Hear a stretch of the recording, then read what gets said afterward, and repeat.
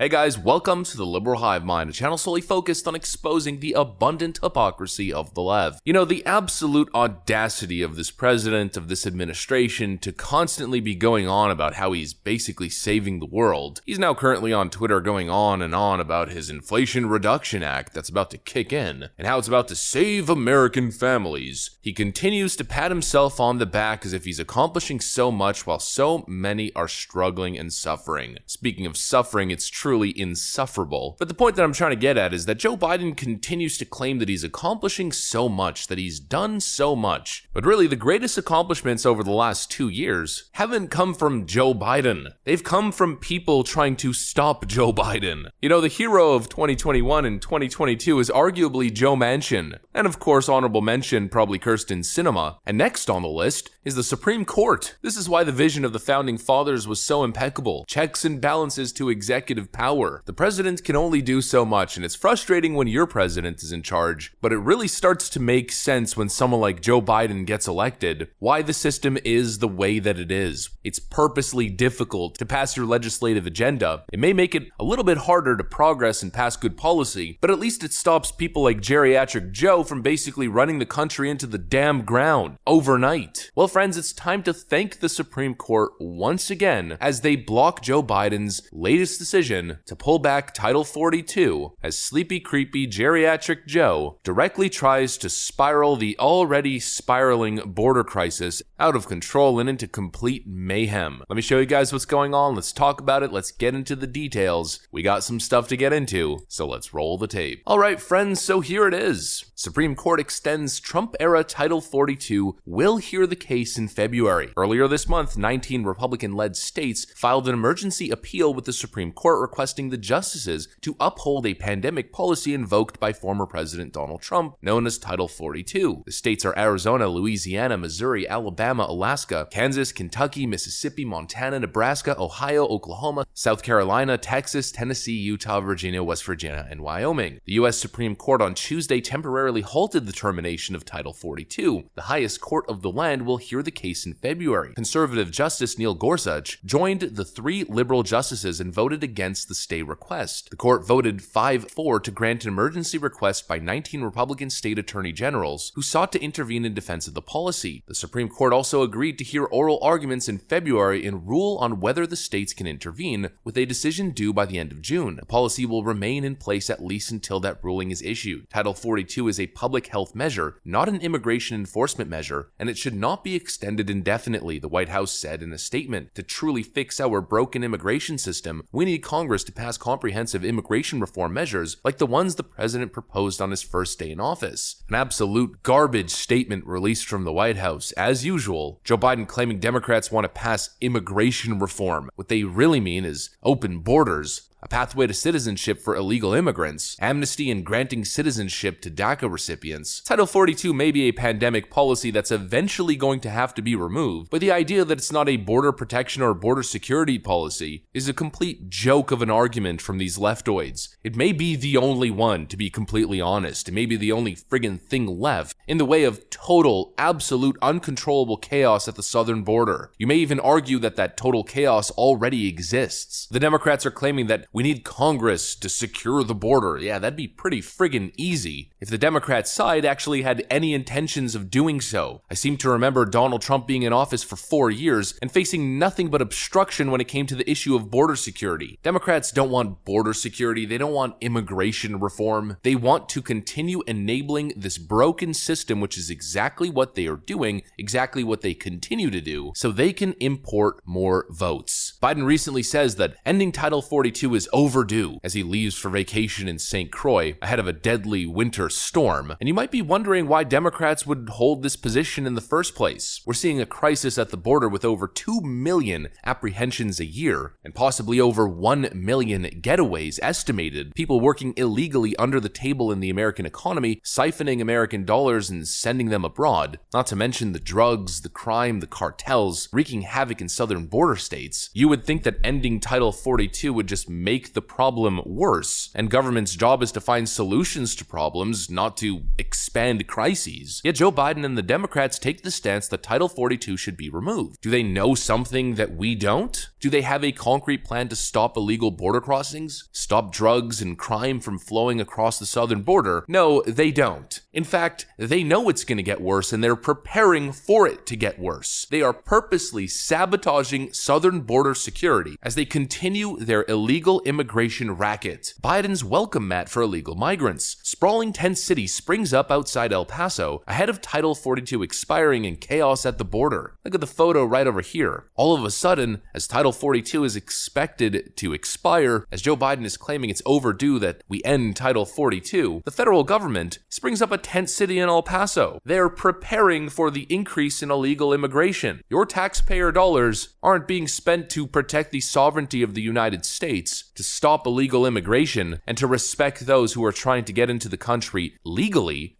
actual immigration reform, enforcing your borders and creating a real legal process for qualified individuals to come into the country and add to the country's economy rather than take away. No, federal dollars, your taxpayer dollars, are being spent on springing up tent cities as Joe Biden plans to exacerbate the crisis. And of course, who has to pay for it? You. Not just with your tax dollars, but with general community safety as well. Security video shows a group of suspected illegal immigrants trying to break into a ranch house in Edwards County, Texas earlier this month. House is about 50 miles inland from the border. Property owner tells me that this has happened before, and she has spent $13,000 upgrading security.